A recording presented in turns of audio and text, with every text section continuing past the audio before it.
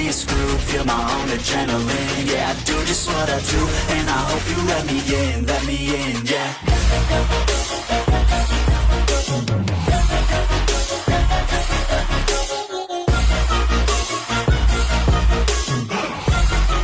Hello and welcome back, fellow anime lovers, to Cypherfics. I am delighted to have you join us once again in the world of fanfiction and fantasy. This is the second part of, What If Ichigo Meets My Hero Academia? Special note, this fanfic is written and a masterpiece of Leonardo 18 anime on fanfiction.net. Do check and support the author too. Now smash the like, share and subscribe button for more. Also press the bell icon so that you never miss such great parts. Thanks for the introduction. Now let's dive into the world. Rukia and Izuku were walking towards school while speaking about training. So outis of those sword swings, what else should I do? Asked Izuku. We will be very busy training you. Make a random person a Shinigami isn't an easy job. We will have sword practices, patrol duties, meditation, the list goes on, said Rukia. Wow, this sounds super rigorous. But as a substitute Shinigami I will obey and do what I can, said Izuku. We might even try to see if you can do Kido spells. Those come in handy, said Rukia. What is Kido? Asked Izuku. Not the time to talk about it, we will discuss later, said her. Right, said Izuku. The two soon arrived at the middle school and put their shoes on the locker. Izuku and Rukia were seen walking together, everyone started to think that they were dating. Look, Izuku and Rukia. Man, he is lucky, said one of bakugou goons. Yes, she might be small, but she is cute, said another one of the goons. Hey bakugou, why don't you have a girlfriend? Asked one of the goons to bakugou. Shut up. They are not even dating. Deku can't talk to another girl that isn't his mom. Like hell they are together. Screamed bakugou. The blonde hated Rukia guts, she took him out of his almighty post as the number one of the school. Not in grades or in ED, but in respect, nobody was seeing bakugou as a big bad anymore since Rukia kicked him in the nuts.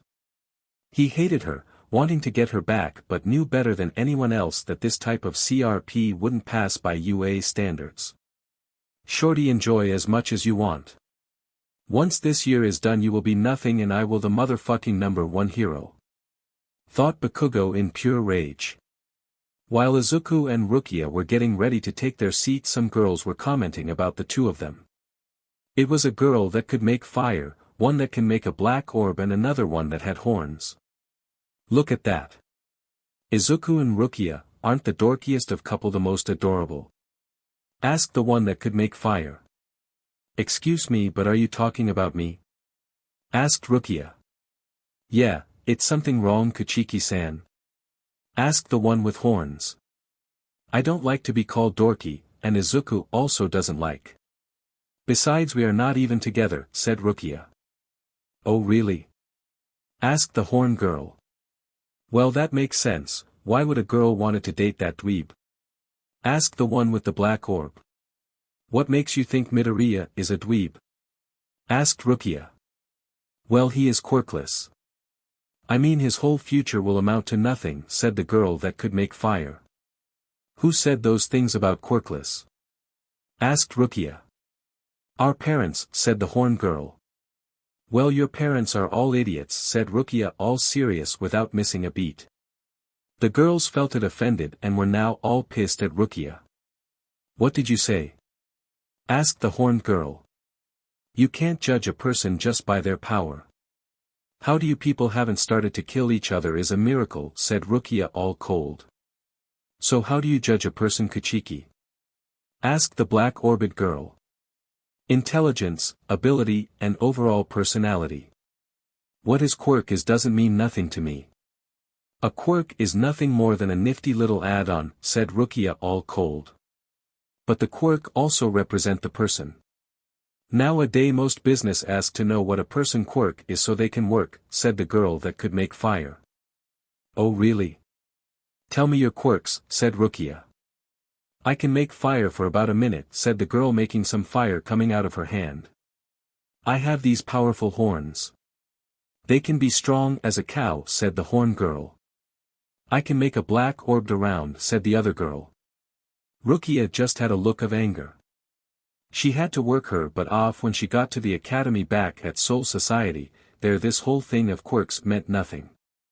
If you didn't get your act together and do something productive, you are pretty much a bum. I am quirkless too, and I just stood up to a punk like Bakugou. If I was just like Midoriya, you guys wouldn't even been talking to me. Listen up, human race survived centuries before quirks arrived, and it's not now that we are going back to segregation or other things. I heard that this whole class want to be heroes. Well, how are you going to be heroes if your quirks frankly aren't much combat related? Answer me, how do you three think your powers can match up to what Bakugou will offer? Asked Rukia with a good point. She saw the explosion that Bakugou could do, and they looked devastating if you weren't careful. But she was right. What would these girls have to offer for the hero world compared to a guy that can control explosion at will? The black-haired girl's speech made the three stop and think for a second. They felt a little bad at the moment. They always made fun of Midoriya because he was quirkless, and even the most stupid quirk felt superior compared to him, but here they see Rukia being also quirkless and giving way more advice than the teacher has been giving them through the whole year. This, said the black-orbed girl, trying to make an excuse, but nothing was coming up. It's true, said the horned girl, a bit sad. The girls looked down while Rukia put her hands on her hips. We will stop making fun of Midoriya, said the girl that could make fire, a bit sad. What should we do? We were thinking of becoming heroes.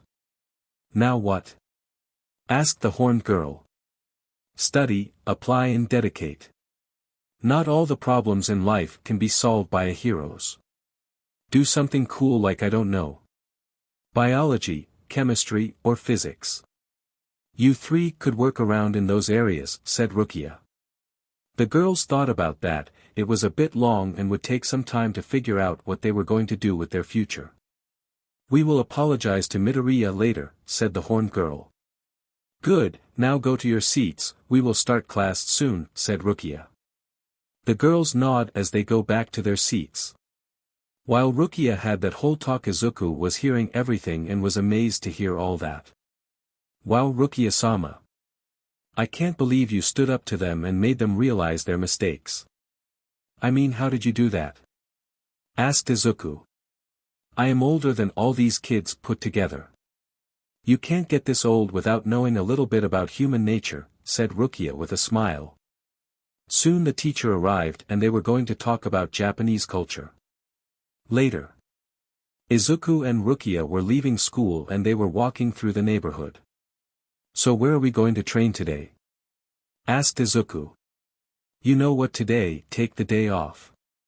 Go study, I have to do some errands and some Shinigami things. I will call you later, said Rukia, going to another side. Okay, said Izuku, confused. Izuku was a bit confused of what was Rukia going to do. He doesn't know much about the Shinigami world outside of what she has told him. He wanted to follow her but felt she would kick his butt for that. He decided to go along and go home and study. Meanwhile, in another part of town, Rukia went to a not very crowded area in Mizudafu.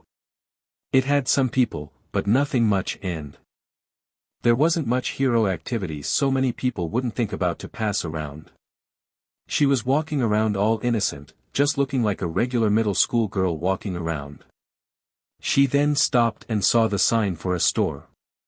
Urahara shop. She gets inside and saw a huge muscle-bound man holding some large boxes. He had a weird mustache and looked a bit weirdo. Oh, Miss Kuchiki, you again? Let me guess, wanting to speak to the manager? Asked the man called Tezai. Yes, I am sorry, but I need to speak to him, said Rukia. She looked around to the shop, which looked like a regular candy shop, but there was a secret around there. Also, the only people around were two kids, one very shy-looking girl and a very energetic red-haired boy. Hey, what are you doing here? Asked the boy called Jinta. You need to kind to customers, said the little girl called Ururu. Shut up, you cockroach! Screamed Jinta.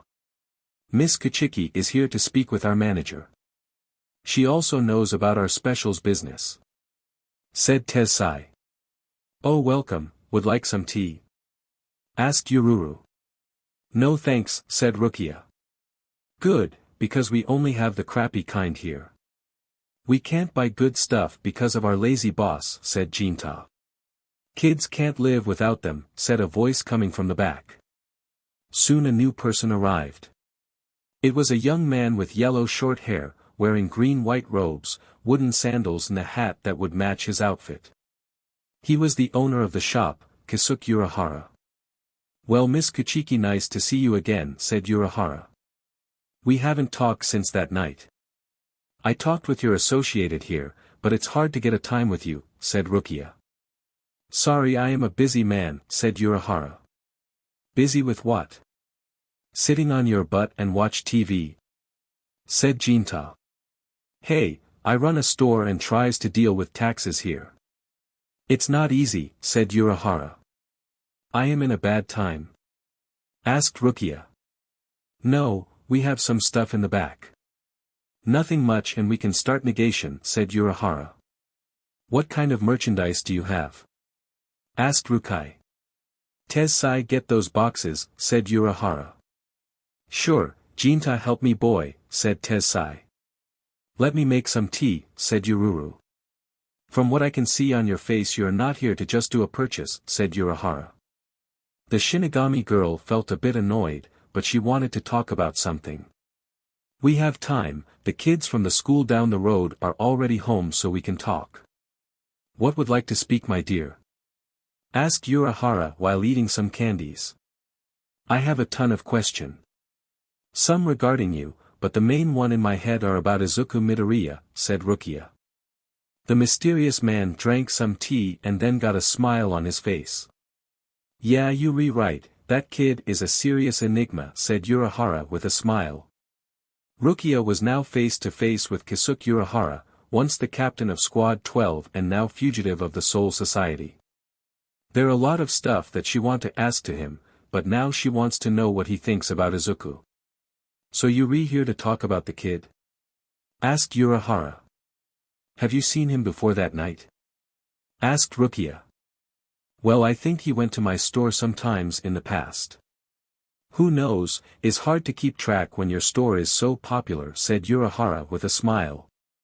The girl just looked a bit unsure and kept wondering what she was going to say. That kid is certainly an odd one. Although I think I felt something weird energy coming from him, said Urahara. What do you mean? Asked Rukia. I think there is more of him than just gaining your power, said Urahara. So you think he is a Shinigami too? Asked Rukia. Oh no, it can't be. There is no way the Soul Society wouldn't go on to see what is going on, said Urahara. The information just made Rukia even more confused. How come a kid who didn't know nothing about Shinigamis have her powers for a while? Listen, can't you make something that can give my powers back? I don't know if I can keep going on with this for a few years, said Rukia. So what?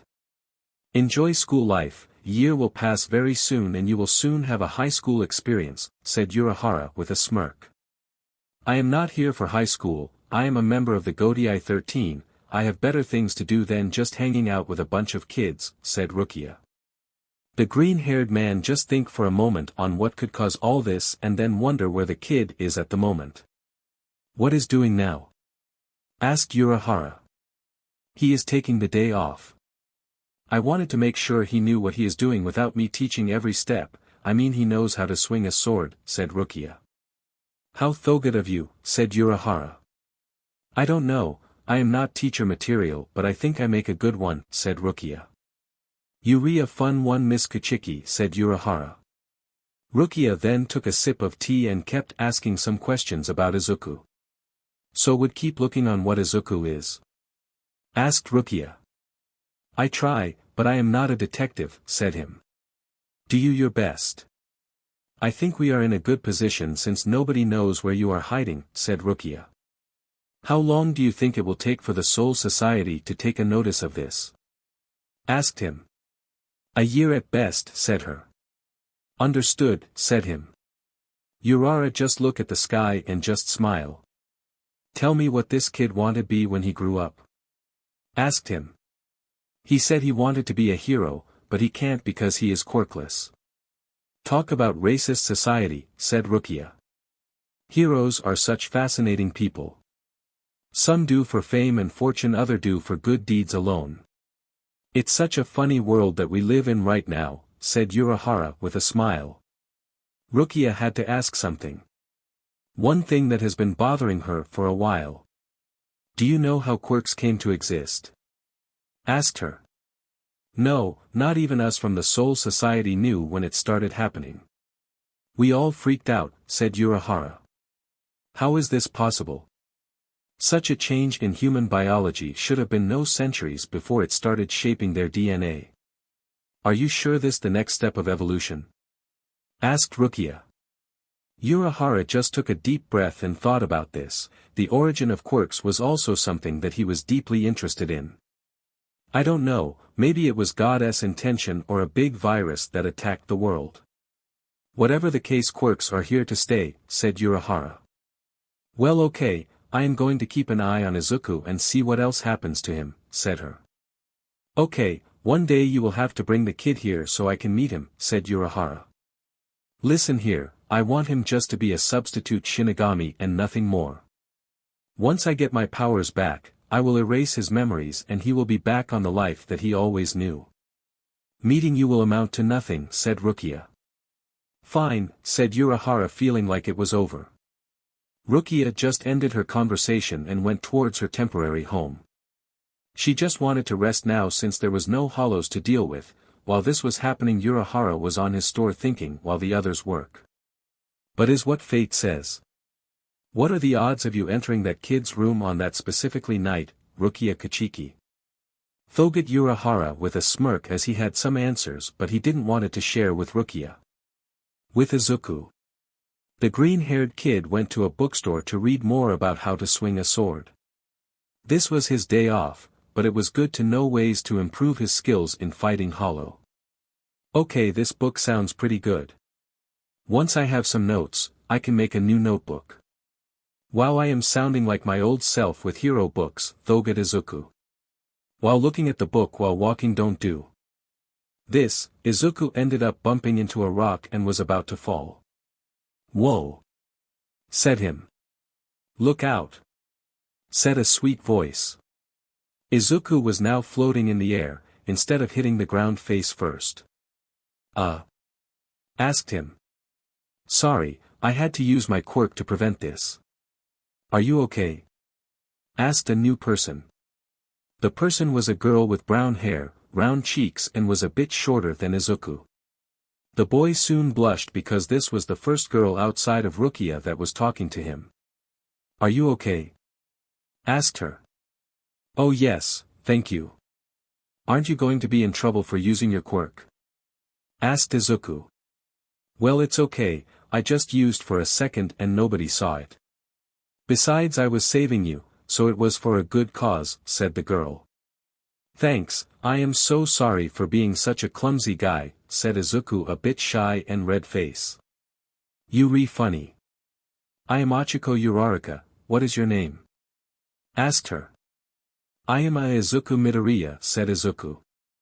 Well, Midoriya-kun, I hope you look out where you walk, bye-bye, said the sweet girl waving. Izuku also waved awkward and looked all shocked on what just happened. I talked to a girl. Said Izuku, all happy.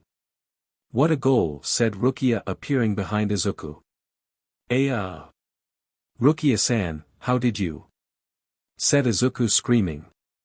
Look man, you got to be more direct in talking, girls. I mean, I have zero romantic experience, but even I can tell you doing badly, said her. So you want to give me dating advice? Asked Izuku, confused. Do I look like a matchmaker? Asked her.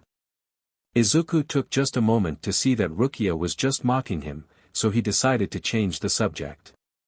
Do you want to talk about something else? Asked him. Well, what were you doing on your day off? Asked her.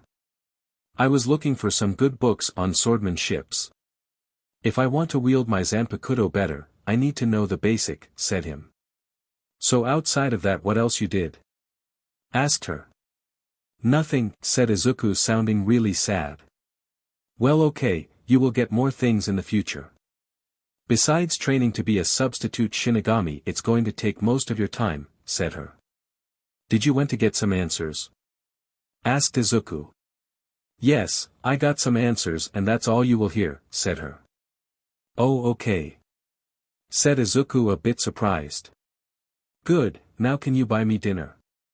I am broke, said her. What?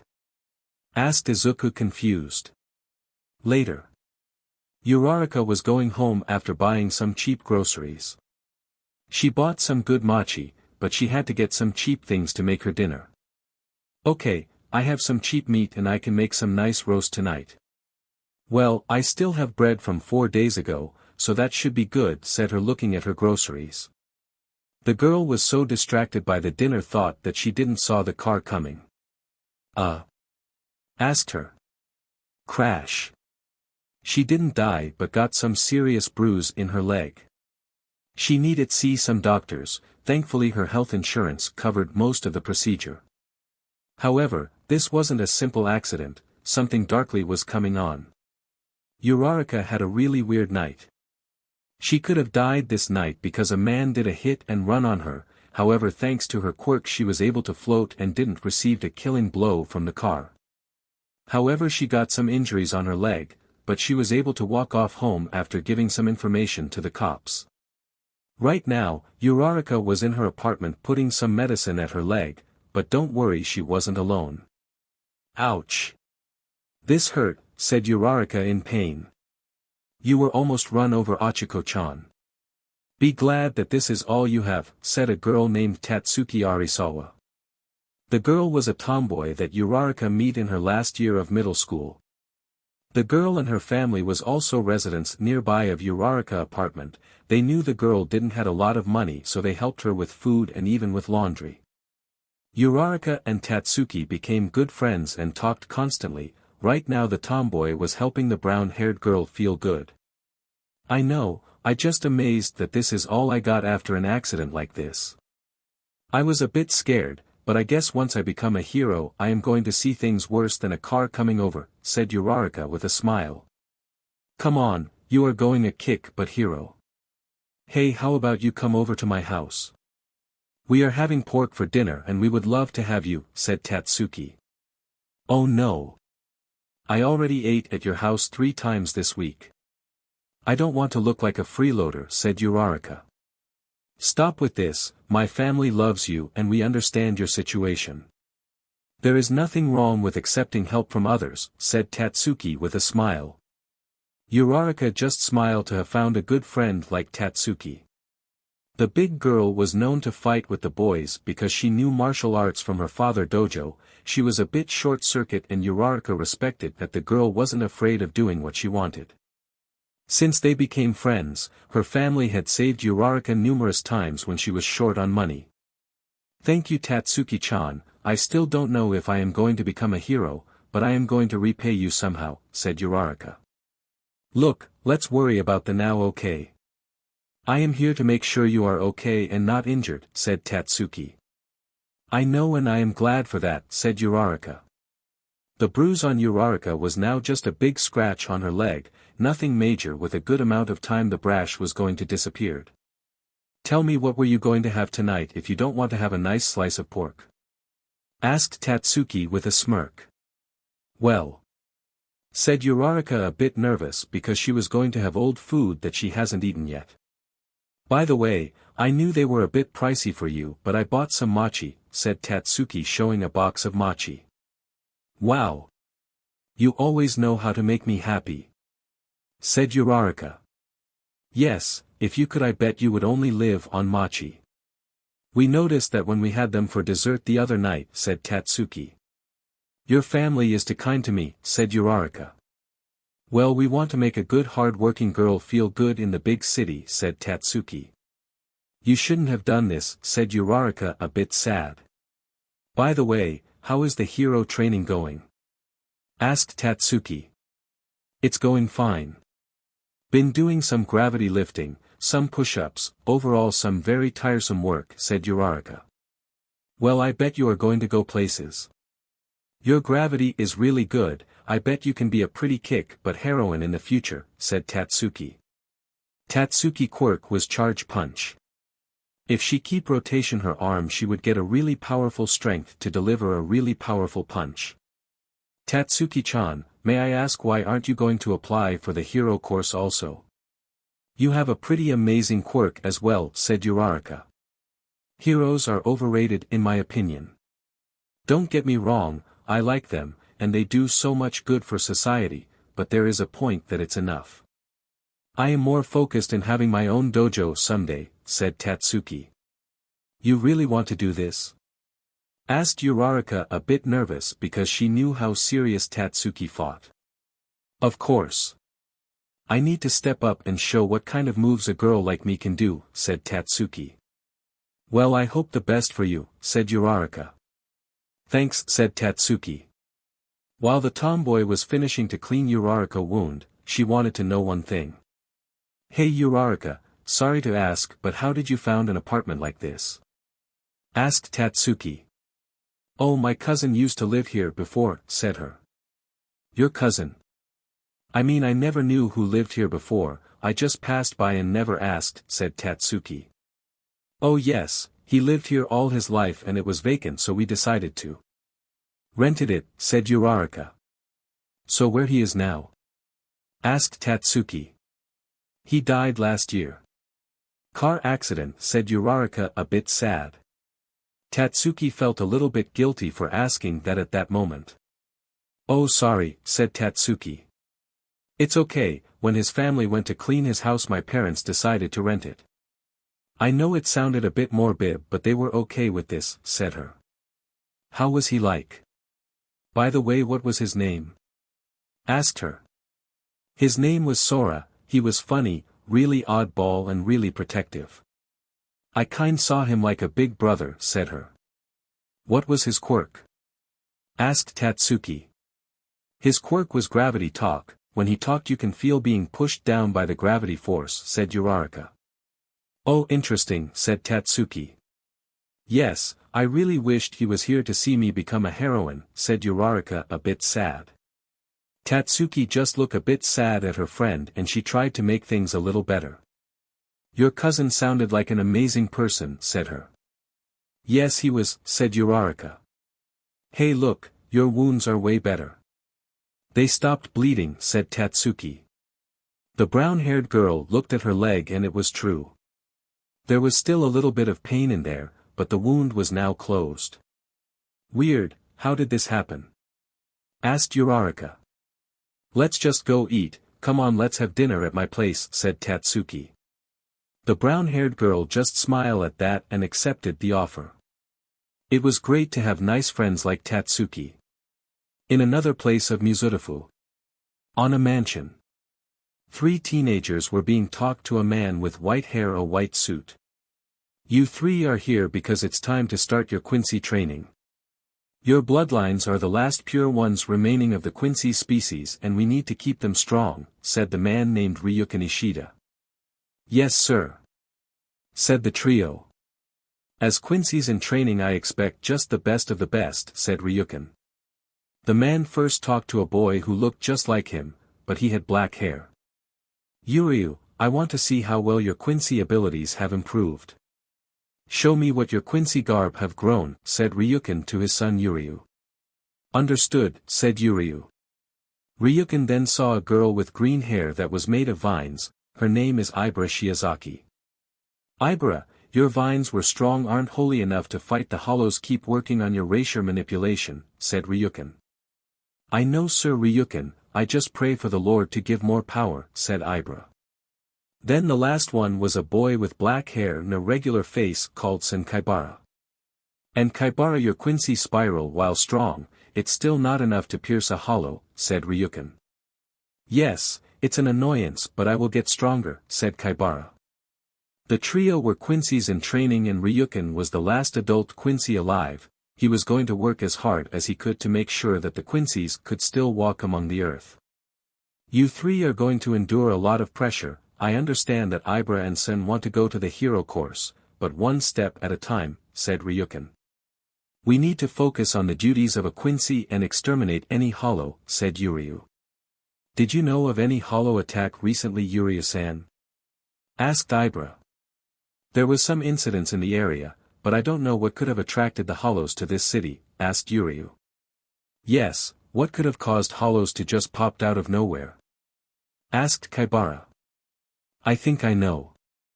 I heard rumors that there is a Shinigami in town, said Ryukin. The trio of teenagers were shocked to hear that. A Shinigami? Said Kaibara. Oh Lord! Said Ibra. So what would you like us to do, father? Asked Yuryu. I want you three to know who this Shinigami is and see if he or she is a menace to us, said Ryukin. Understood. Said the trio. They all nodded it and Ryukin just looked serious at them. I trust you three would know what to do, said Ryukin. In another part of town. At the club called Skyushin. A man called Jinjo was having some drinks at the bar, while his second-in-command Tsukishima was reading a book. Jinju is today that she arrives? Asked Tsukishima. Well, you saw the date, I say this is a yes, said Jinju. So should I alert all the newbies? Asked him. Yes, let them know they will have a new member joining them, said him. Then Jinju felt some really weird sensation, like a familiar and odd one. What is wrong? Asked Tsukishima. I have some weird feelings but something familiar, said Jinju. What is it? Asked Tsukishima. I don't know but I will find out, said Jinju. Mr. Jinju, she arrived, said the bartender Juriko. Oh great, send her in, said Jinju. Soon a appealing blonde girl with glasses appeared in the club. She looked American but she spoke perfect Japanese.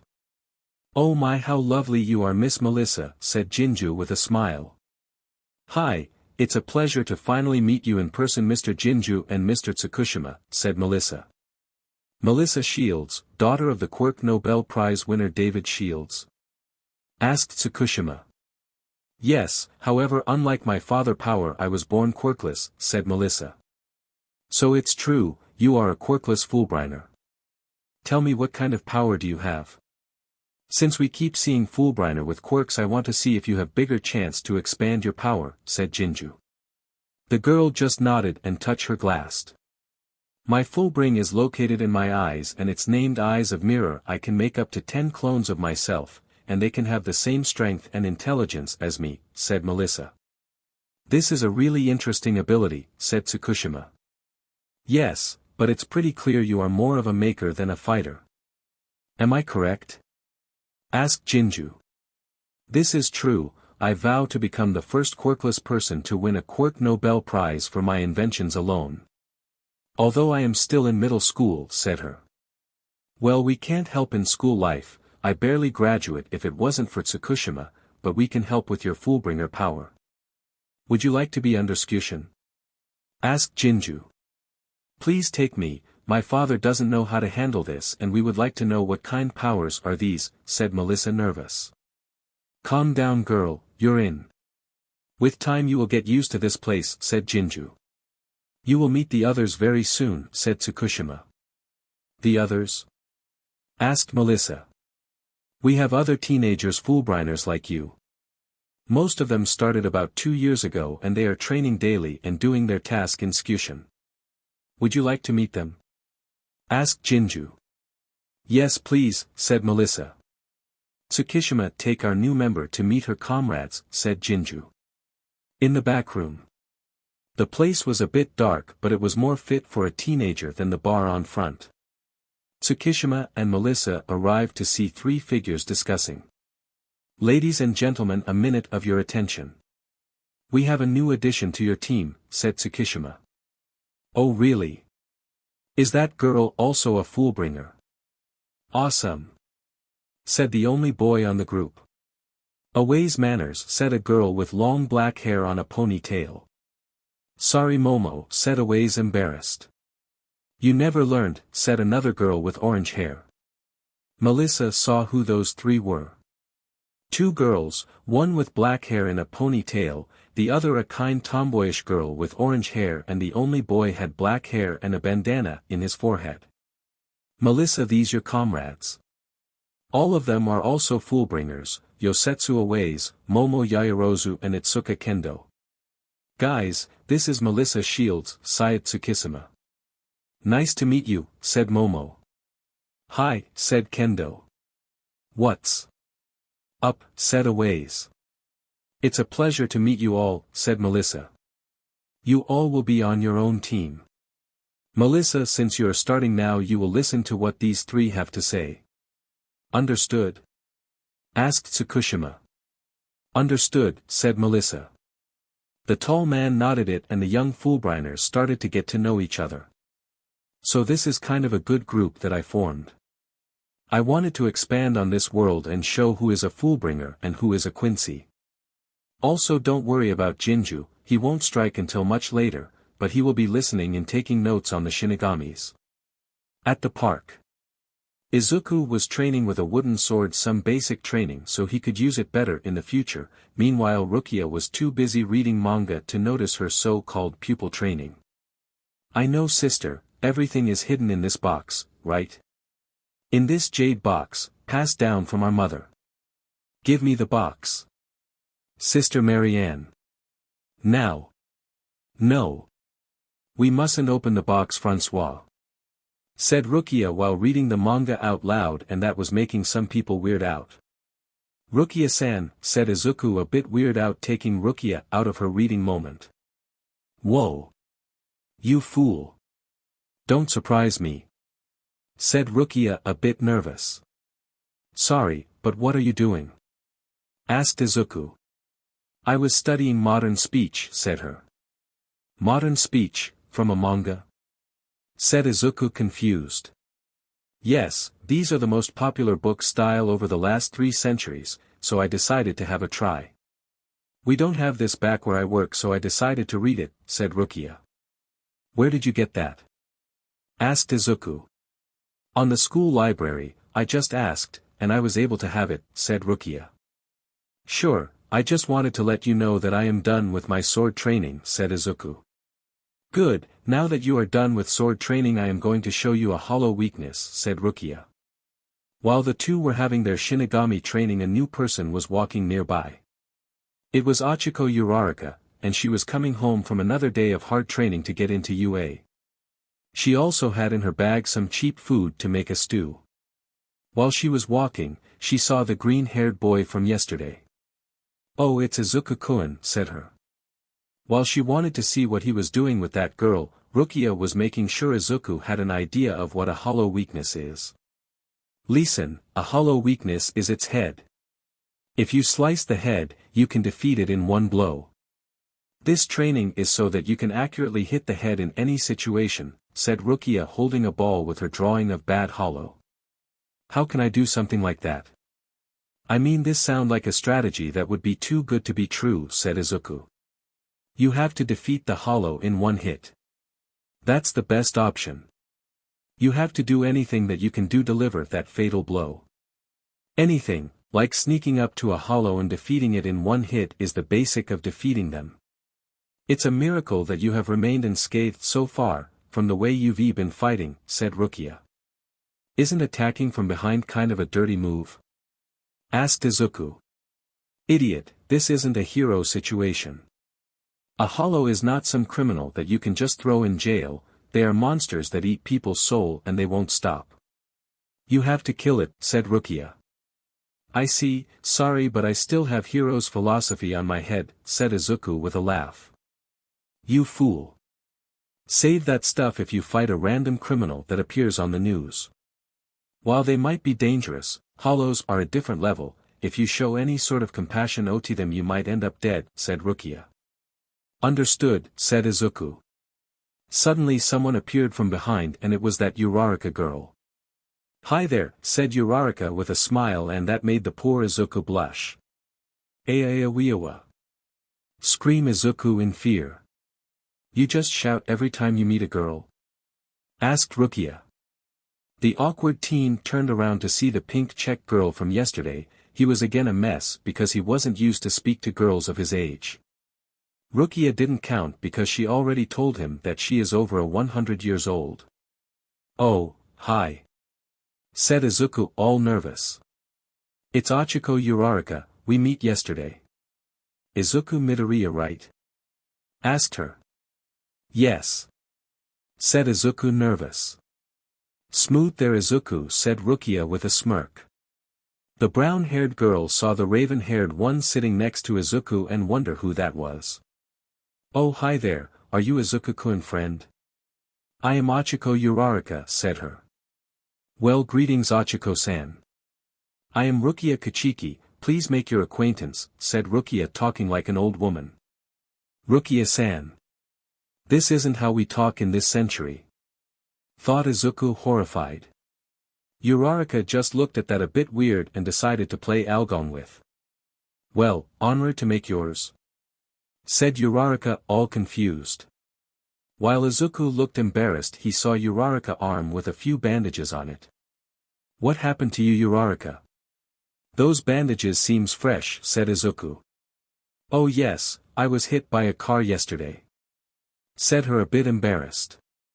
Hit by a car. Are you okay? Asked Izuku confused.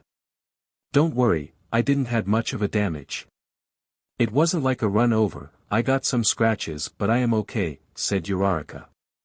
Well I am glad to hear that, said Izuku all happy. Rukia then noticed something, Uraraka's leg had a maker and it didn't look like from a car accident. That mark on your leg, can I see it? Asked her. Oh sure, said Uraraka. The Shinigami went down and inspected the girl leg and it looked a bit weird. Did you get that in the accident? Asked Uraraka. Yes, but it's weird it hurts more than my arm. I don't know why. Said her. Have you gone to the doctor? Asked Izuku. Don't worry, I am not in much pain so I don't need to see a doctor. Said Uraraka smiling, because she didn't want it to waste more of her parents' money in medical fees. Okay, if you say so, said him. Well I hope that you are doing the right thing, said Rukia. Yes, but even with these injuries it's not going to make me stop to train to get into UA, said Uraraka. You are training to go to UA? Asked Izuku now interested. Yes, I want to be a great heroine, said her. What heroine do you want to be? Asked him. I am to be a rescue heroine or something related to space. You know 13, I am a huge fan of her. Said Uraraka. Wow really? I think she is also with her black hole quirk, I think she is really underrated, said Izuku. Yes, 13 is the greatest, said Uraraka with a smile. Rukia kept a fixed eye on Uraraka's leg, she felt there was more in that story that the girl didn't know.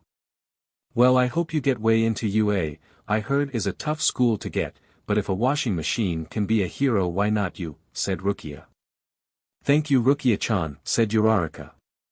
By the way is that meat on your grocery bag? Asked Izuku. Oh yes. I need to get home and freeze this before it spoils. I need to go, sorry. See you around Izuku-kun and Rukia-chan. Said Uraraka running. See you. Said Izuku blushing. The boy just had a dumb look on his face while Rukia kept a serious look. I can't believe I talked to the same girl again. This is too good to be true. Said Izuku smiling. That girl is a friend of yours? Asked Rukia. I meet her yesterday while you re-out, don't you remember spotting her? Asked Izuku. Not really, said Rukia while thinking and that made Izuku a bit weird out. What with that face Rukia-san? Asked Izuku. By the way she talks I would say she is not from this city. Maybe from the rural side or something else. However a person of this age cannot afford an apartment in this area. Maybe she is living in a relative house or something, this makes more sense, said Rukia. What do you mean? Asked Izuku. Shinigami can sense when a hollow attacked someone. She wasn't attacked, but she was very near, said Rukia all serious. Oh no. Should we? Said Izuku nervous wanting to protect the girl, but Rukia stopped him. Don't worry, I don't think she will be a target. Now let's go, we have training to do, said her. Later. Izuku was done with his dinner. Inko was surprised to see her son having a more chipper attitude. He said he has been taking more activity outside of the classroom and that made her happy. You are looking more bright than usual, Izuku, said Inko. Yes, I have been, running in the park to help out, said Izuku lying. It's good to hear that, you are starting to grow some muscles. Good for you, said her. Yes, I even made a friend, a girl named Ichigo Uraraka, said Izuku blushing. What? You have a girlfriend? Your first friend in years and I just hear that now. Said Inko in shock.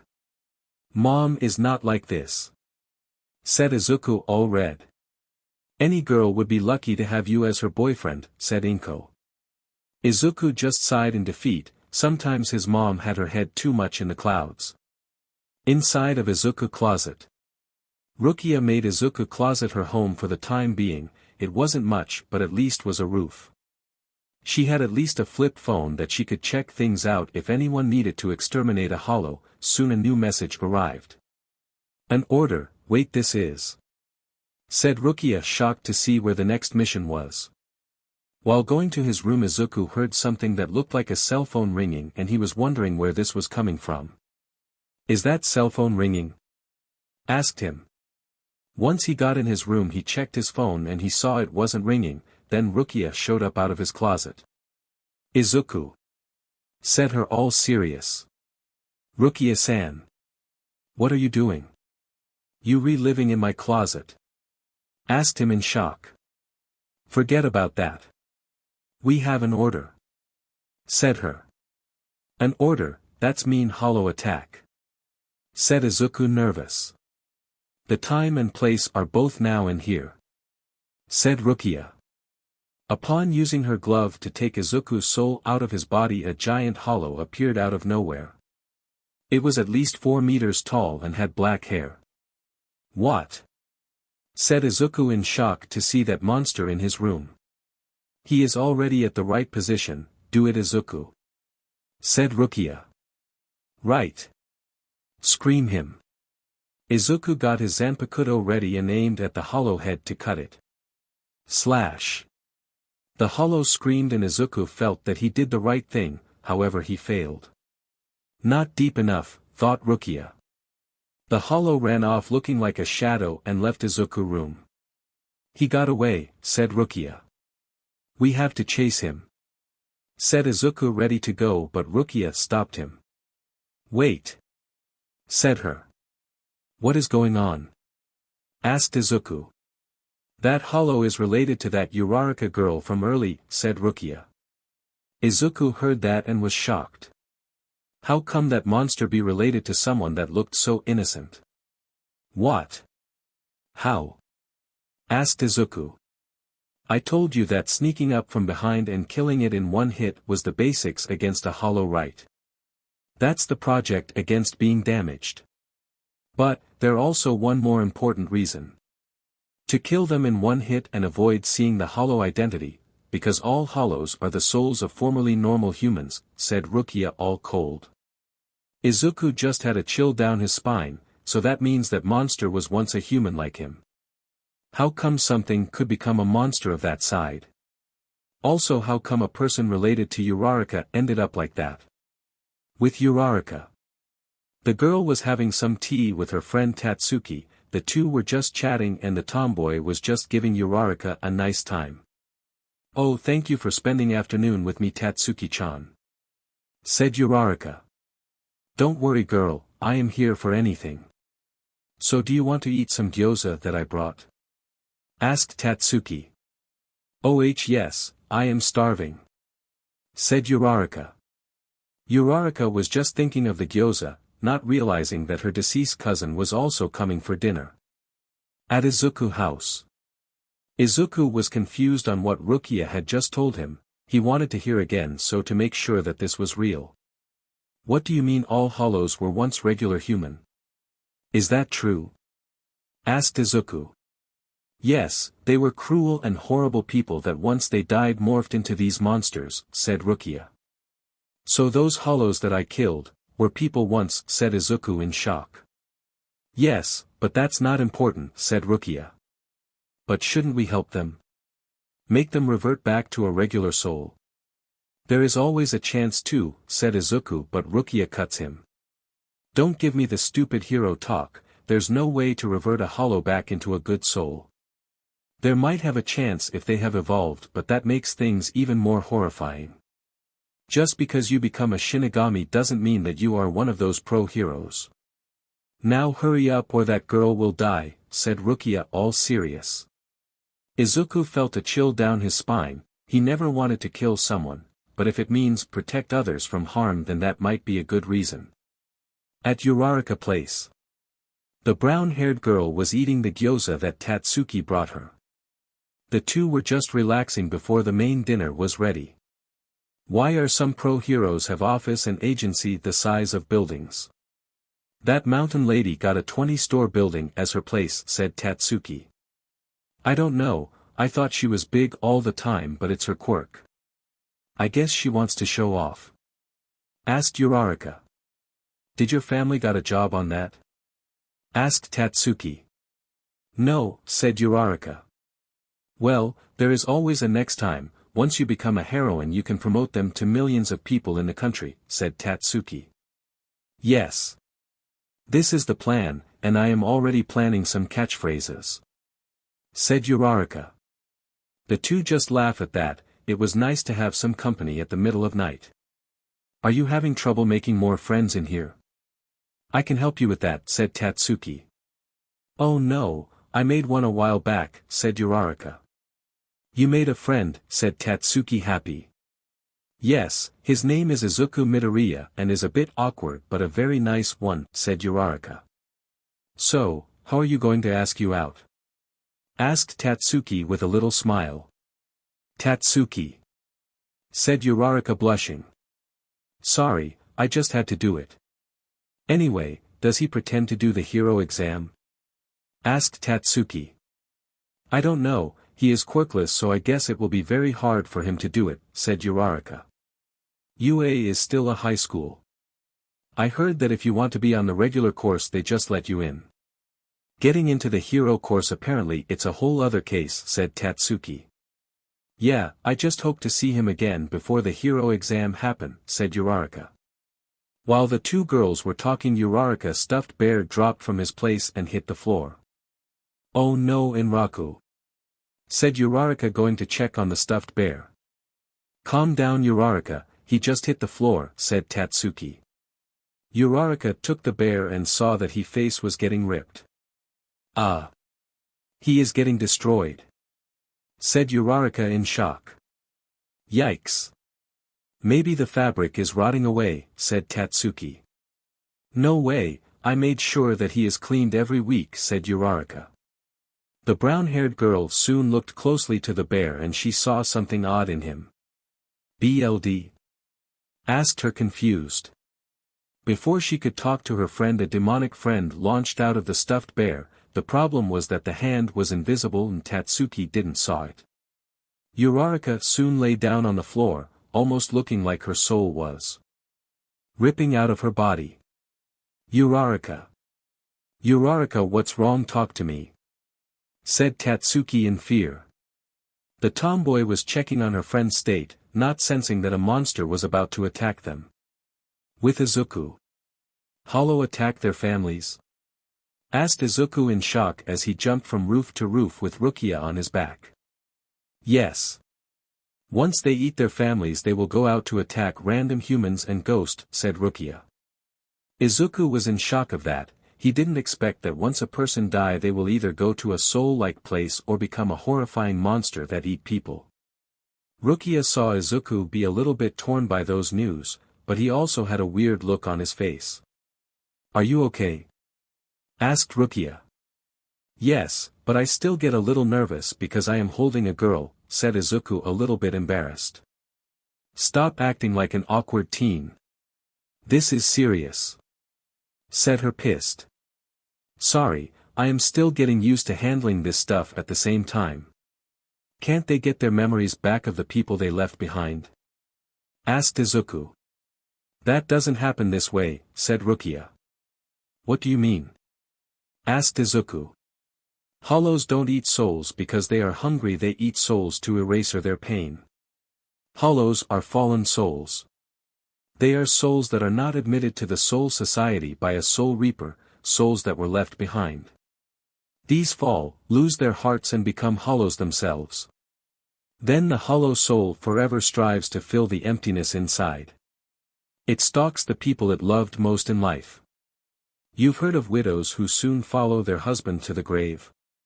Well, their husbands ate their souls, said Rukia. Izuku just kept hearing and he felt horrified. The information about hollows looks even worse than he ever expected. He was even worried what would happen to his family once they died, and he hoped they go taught the other side.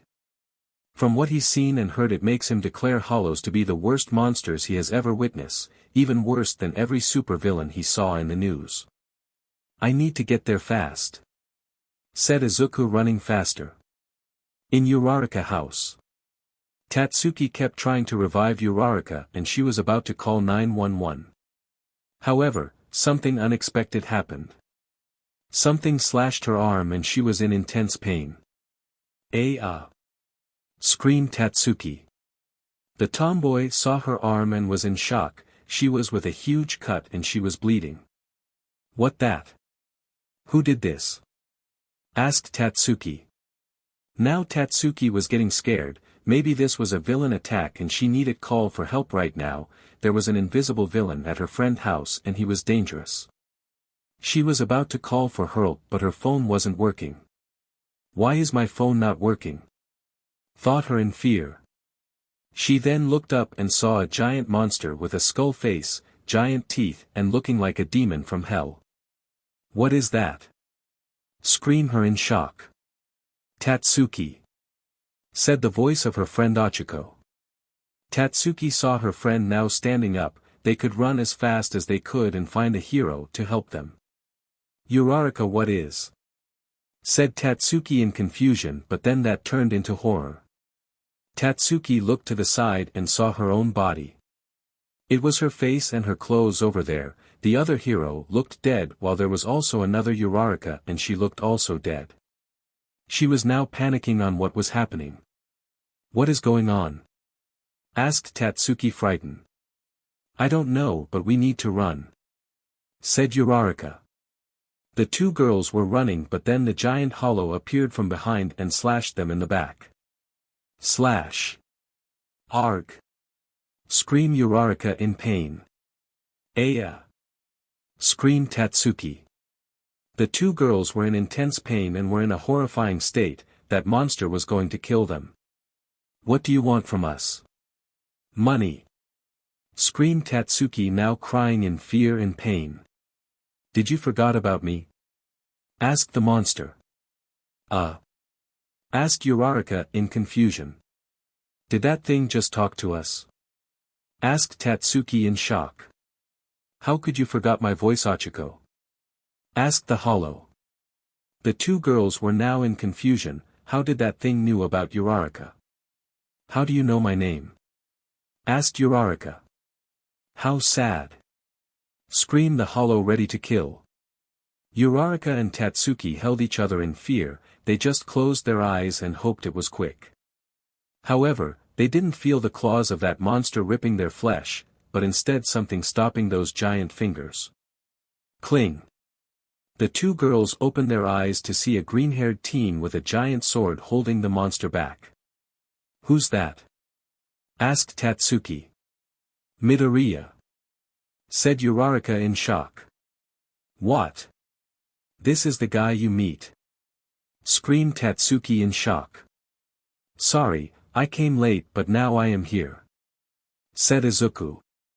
Izuku was now pissed. He saw that innocent and gentle girl get slashed by this monster that once was her family.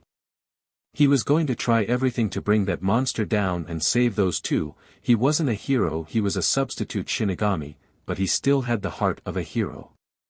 At Uraraka apartment. Izuku was there with his sword already pointing towards the gigantic hollow who was looking at everyone as if they were food.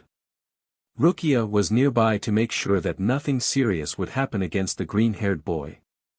Meanwhile Uraraka and Tatsuki were both with a look of confusion over what was happening. "Wait. That's the guy you told me about it?"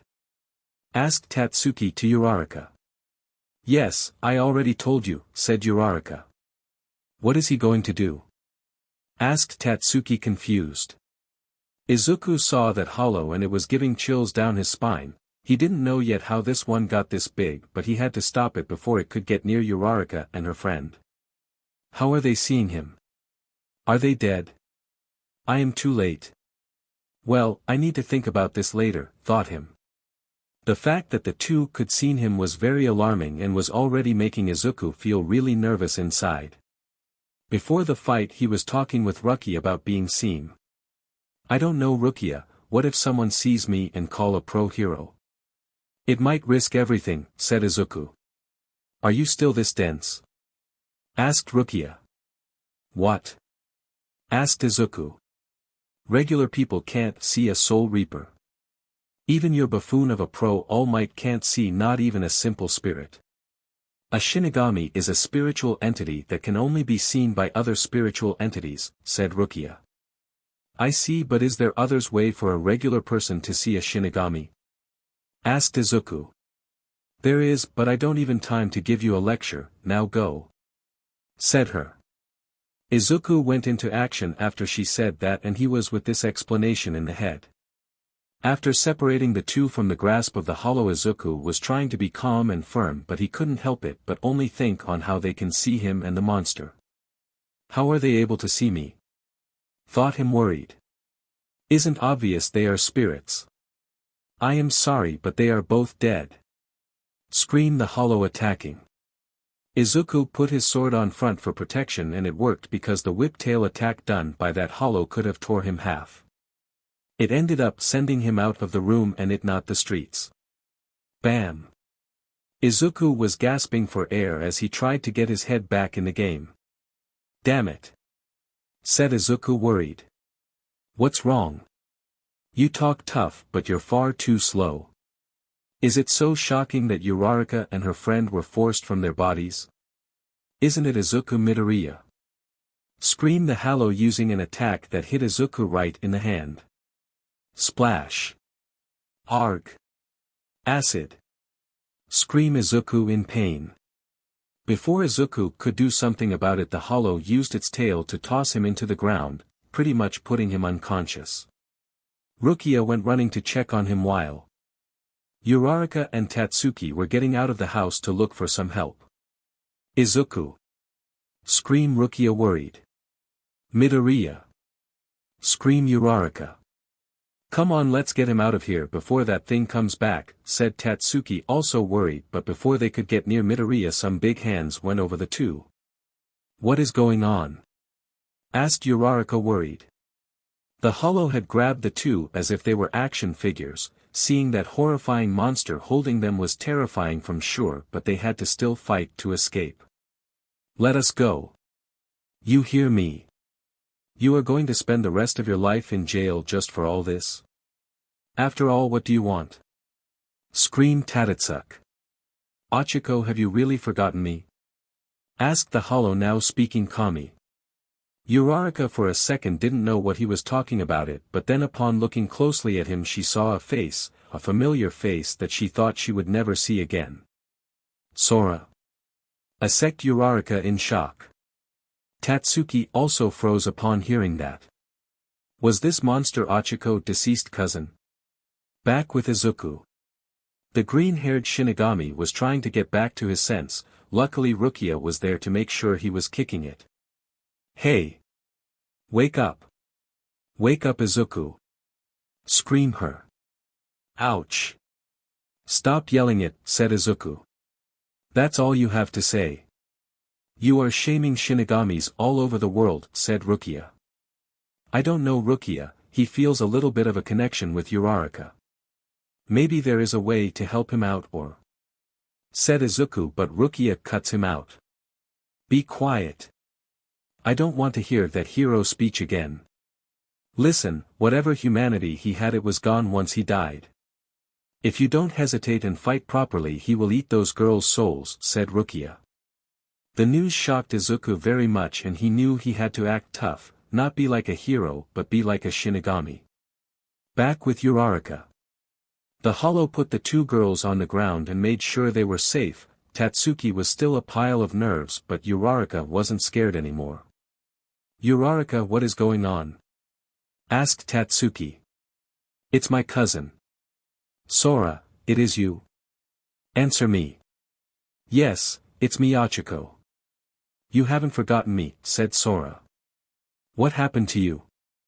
I thought you were dead, said Uraraka in tears. I did died, but this is my new form in the afterlife. I am like this because of you, said Sora. Uraraka heard that and was with even more tears. Tatsuki was just completely lost on what was going on. What? Accept her.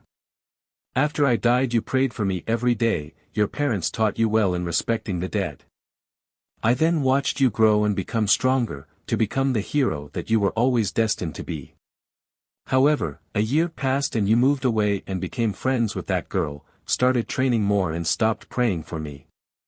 Not even a single word for weeks. Even after giving you my belongings I didn't receive a single thank you.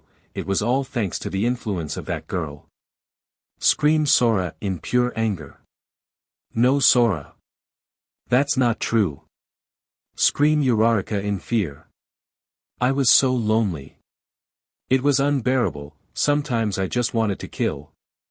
Screamed Sora, ready to go feral. Before that could happen, Izuku arrived, now fully healed, and he knew what to do as he cut off Sora's tail. Slash. What? Screamed Sora. Midoriya. Screamed Uraraka. Oh, thank God. Said Tatsuki, trembling. How dare you accuse her of your suffering? She loved you, but she has to move on. We all hate losing loved one, but we need to keep going with our life if we want to live happily. If you loved her then you wouldn't say those things. Only a monster would say that. Screamed Izuku. The girls were both in shock upon hearing him say that. He looked completely seriously and ready to fight. Sora on the other hand was even more furious than before. You dare stand in my way, Izuku Midoriya. I had a life of hardships and tragedy. Ichigo was the only good thing that I had and she abandoned me as if I was nothing. Screamed Sora, still angry. Stop. I didn't mean it. I am sorry for not praying. Screamed Uraraka. If I could I would kill all the heroes that took away her parents' job opportunities or the bullies of her middle school. Firstly, I will kill you so you will never have her. Screamed Sora, launching at Izuku. Sora, no. Said Uraraka, worried. No, are you nuts? Screamed Tatsuki, pulling Uraraka away. Izuku then stopped the bite with his big sword, making sure the hollow couldn't even get a single snatch out of him. I might not know about your family history, but from what I can see and heard, Uraraka loved you and wanted nothing more than honor her dreams, said Izuku, trying his best to continue holding in. Shut up. You are a liar. You don't know anything about it. If she won't live for me then she will die for me. Screamed Sora, pissed. The hollow pushed Izuku to the side and went after Uraraka, the green-haired teen, in horror upon seeing that they had failed. No. Said Izuku in shock. Uraraka, after hearing all this, felt that there is only one way to stop all of this, making sure Sora would stop all this carnage. I think I know what to do, said her, walking towards her cousin. Wait, Ichigo. Screamed Tatsuki in shock. Sora went directly towards Uraraka and proceeded to deliver a big bite in her shoulder. Chomp. Everyone expected the hollow to just tear her off by complete, but he went small as then Uraraka went to deliver a hug towards the giant skull of the monster. Ichigo? Asked Tatsuki. I am sorry Sora, for everything. I wanted to share everything that I've learned from this year, my hardship, my hard work, my determination, my friendship and everything. I thought about praying to you again, but I felt you wouldn't to hear some tired girl talking to you. Things haven't been easy since I moved out and started to save money, but if it wasn't for you I wouldn't have a roof on the first place, so I am thankful for you for every day since I arrived. I couldn't achieve my dreams if it wasn't for you Sora. I am so sorry for hurting you, said Uraraka in her knees bawling out as Sora let her go. The hollow looked at the brown-haired girl with a look of confusion. He didn't expect it to hear all that. Ichigo? Asked him. Should I call the cops? This thing appears to be calm now, thought Tatsuki still in fear. I can still end him before. Thought Izuku ready to attack when suddenly someone called him. It's not too late, she can still be saved, said Rukia arriving at the apartment. Rukia? Asked Izuku confused. The chain of fate is still attached. As long as it's connected to their bodies, they are not truly dead. I can use my Kido to save these girls, said Rukia coming towards the two. What? Who are you? Asked Tatsuki seeing Rukia. At the moment I am a healer, said Rukia. Ichigo, I knew that you stopped praying for me because you didn't want it to show your stress. I am sorry for being a bad cousin, said Sora being sincere.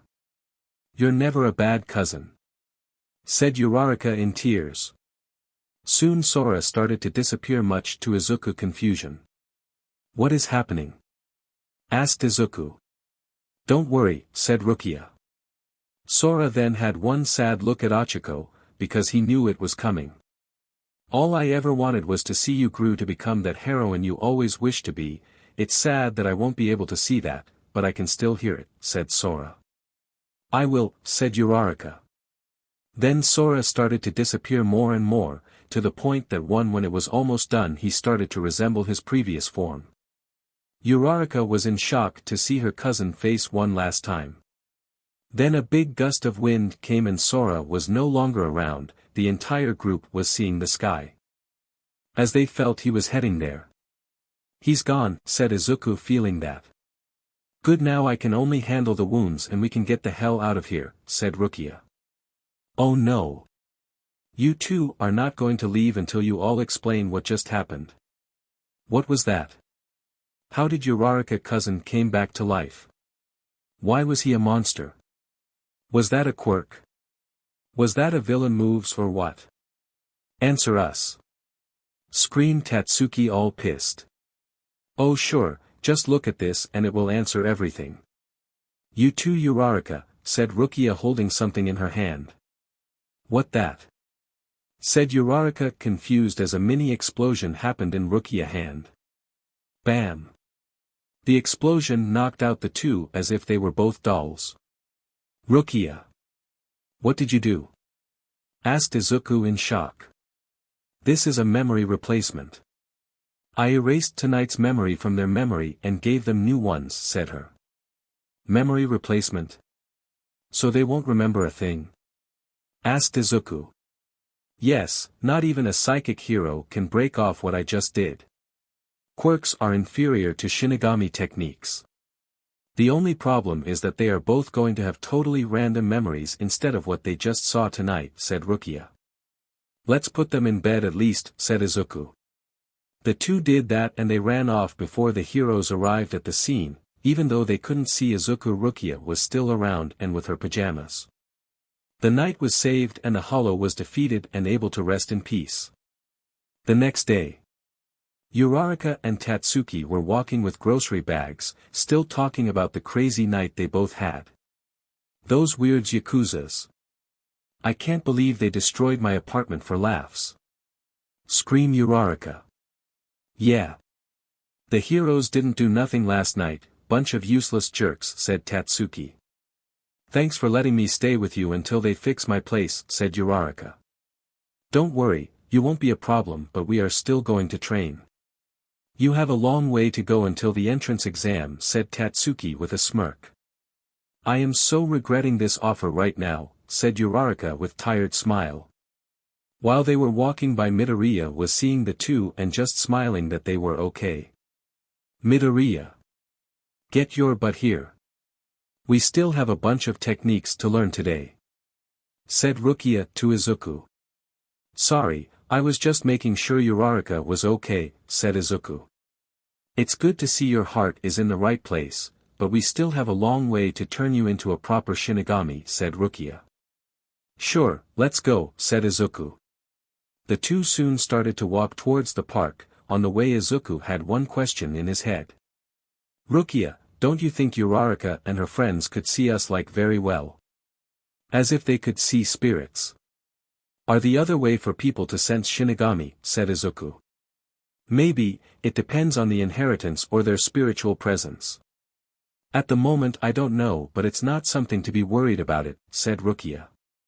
I see, said Izuku. The two started to walk off, not noticing someone seeing them from a distance. You Izuku Midoriya, said a tall teenage boy with dark skin and hair covering his eyes. Unlike everyone at that school, he had actually a Latino inheritance, and it was pretty clear that he was different. So alright folks, that's all for today. Stay tuned for more crossovers. Do subscribe, like and share for more such videos. Also check out the story and author Leonardo 18 anime on fanfiction.net. Press the bell icon to be notified first on release. See you in the next video. Till then, goodbye.